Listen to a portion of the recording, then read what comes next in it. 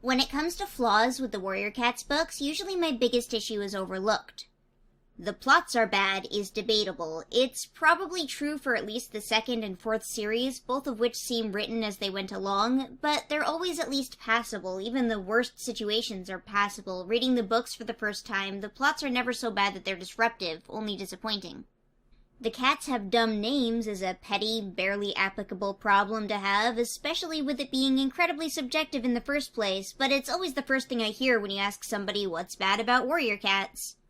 Sorry, buddy, the names have been quote-unquote bad since the first book. I think you're in too deep now.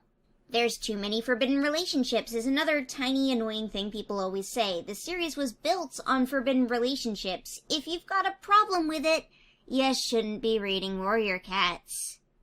There's more forbidden relationships condensed in the first series than there are in any other set, and by the standards it set, it's really a shame, in my opinion, that this issue has never been seriously tackled or questioned by the cats as a whole. But my biggest issue with Warriors isn't the world they're in, the way the cats don't follow realistic behaviors or genetics, or any sort of issue with the plot or storyline. And people believe that I don't like Warrior Cats, but I promise you that if I didn't like it, I wouldn't be here making 2 videos a week about how good Spotted Leaf smells. If my single, sort of complicated issue was solved, I would be able to overlook every other issue. The other problem here is that I'm not sure what to call it, but I'll give an attempt with lack of realistic community. I've talked about this briefly in other videos and in streams, actually I think extensively in streams, but I figured I'd give it a little bit more attention. Within Warrior Cats, there's a very specific lacking character element. We have huge clans, some with 40 to 60 cats, where there's nearly no gossip, no rivalries, no cliques, and romance that needs to be read between the lines to even register as a romance. While the first series is passable in this element, if not just for how Tigerstar divides ThunderClan, starting with the second series, there's less and less of it. Cats barely have friends. There's very little note made about who's friends with who or who doesn't get along. In fact, beyond the plot-relevant resentment carried by Ashfur during the second series, well, third series as well, there's barely any animosity between ThunderClan cats at all. Rivalries between cats like Berrynose and Lionpaw are so loosely covered that they're hard to even remember. There's usually no climax, with these situations ending in barely tied strings or passing comments at the end of any given series. As soon as an element of clan life is covered, it's out of sight, out of mind. Things are introduced to distract or derail our main characters and then forgotten about as quickly as they came. For example, Twigbranch spends most of the first half of the Raging Storm extremely frustrated with training her apprentice. You would expect that an element of this book would be her learning how to treat her, learning how to properly understand her apprentice, learning to be a better mentor. Maybe actually interacting with or having a heart-to-heart with the cat she's teaching. But instead, this is forgotten about and covered in past tense every time it's brought up. She'd learned that her apprentice worked better when they were in an unusual part of the forest. Fresh stimulation seemed to keep her focused, and so, whenever she could, Twigbranch challenged Flypaw with tricky battle moves or prey that was hard to catch. Flypaw was taking her time, but Twigbranch resisted the urge to hurry her on. She knew that the young she-cat did her best when she was allowed to go at her own speed.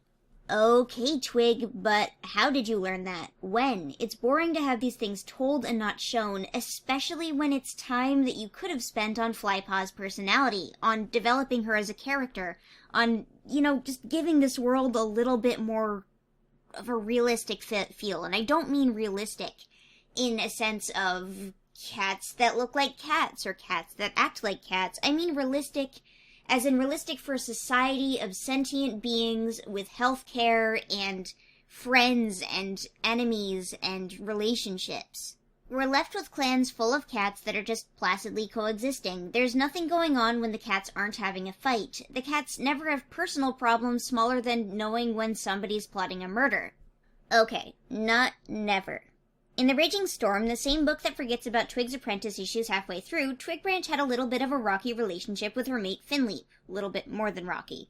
The resolution of which was that Finleap and Twigbranch should be talking to each other instead of just assuming how the other feels and should act. Not having conversations is plot relevant here, but it's also something that applies to the whole of Warrior Cats. I can't remember the last time there was a minor character about, and the character we're following so much as said hello. Holly Tuft has been there your entire life, Alderheart. The least you could do is introduce yourself. When cats do have personal problems, they're usually ignored. Nothing eats away at these cats enough for them to actually confront others. And when they do want to talk to another cat about their problem, they're always conveniently stopped. Oh, you can't tell Cinderpaw she's Cinderpelt. She needs to live a life as a warrior. Even though that would make Cinderpaw a more interesting and relevant character. Even though it would only take a minor excuse or a minute of explanation to prevent her from going back to the life of a medicine cat. Even though we never do anything at all with the plot point that Cinderpelt's ghost is possessing Cinderpaw's body. A lot of the conflict in Warrior Cats is unnecessarily dragged out just by the fact that everyone is too secretive to tell anyone else anything. Although recently, this secretiveness has been replaced by the leader in Medicine Cat won't believe me-ness, which is just as annoying.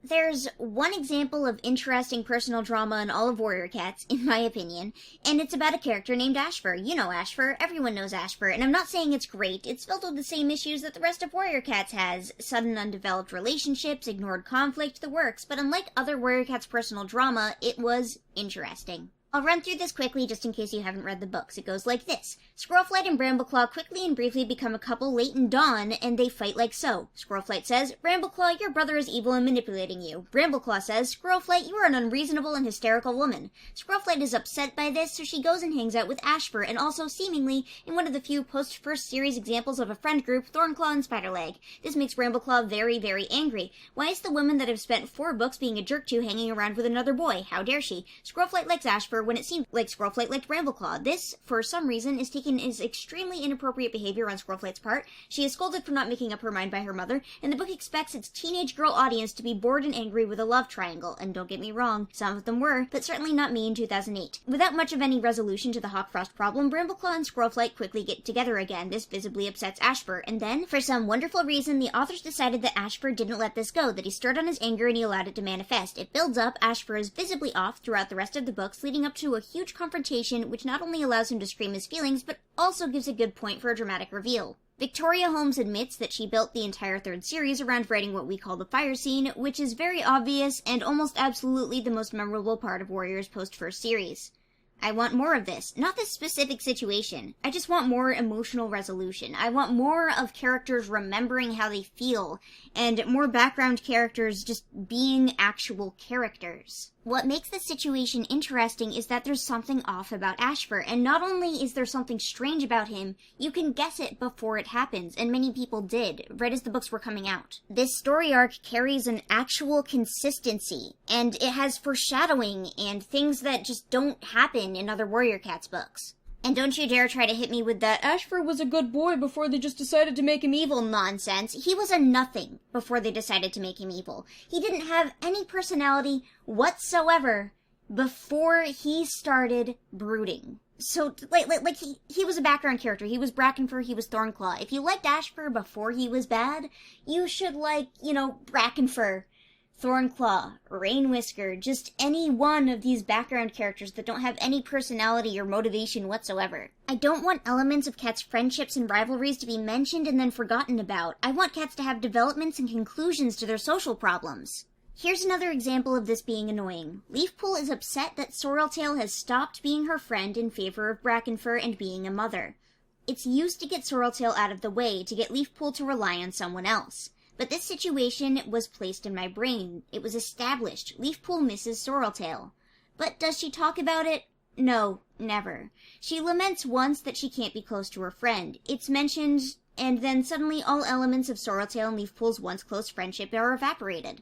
If they were just a little bit more developed, if their friendships and relationships were a little bit more complicated, I feel like even the filler plots could be carried with a lot more interest. Because this works hand in hand with books where not much of anything happens, slow books that come after an end of an important plot that won't affect much of the world around them. And if there was a little bit more character development, maybe these books would feel like they had a little bit more impact. There will be little filler elements. Maybe in one book there's a fox problem, maybe in another book the main characters are busy training apprentices, but these issues are usually putting on hold the developments of personal relationships instead of fueling them. An exception to this is Super Editions, where, probably due to the nature of it being a single book, usually, and with a hard usually here, the characters actually have some level of character development and personal relationships. Hawkwing's journey was full of characters, with all sorts of dynamics, and they all died, but at least we had some level of consistency and emotional resolution. My hope for the new arc, and Warrior Cats going forward, is that they do more to develop the clans and the people in them. I want them to treat cats more as individuals and less as a collective, and also do less to bother preserving the perfection of characters in older generations. Bramblestar can make mistakes, older cats don't need to live on forever, maybe Hollytuft is a real jerk. We don't know, because Hollytuft is a blank slate. Actually, here's a list of characters who are complete blank slates that the authors could do literally anything with if they just remembered they were there. Please give us some clicks, Aaron Hunter, you have the power. Give us some relationship drama at least, and I'm not talking relationship drama between two people, I'm talking relationship drama between several people. Like Poppy Frost in The Fourth Apprentice, but it actually has some weight to it instead of just being an excuse for Breezepelt to kick Jay Feathers and quickly resolved by a ghost. I mean relationship drama that is actually causing several people stress, like in real life, every single time it happens. And thus ends another Moonkitti Gets Angry About Cat Books video. Thank you for attending.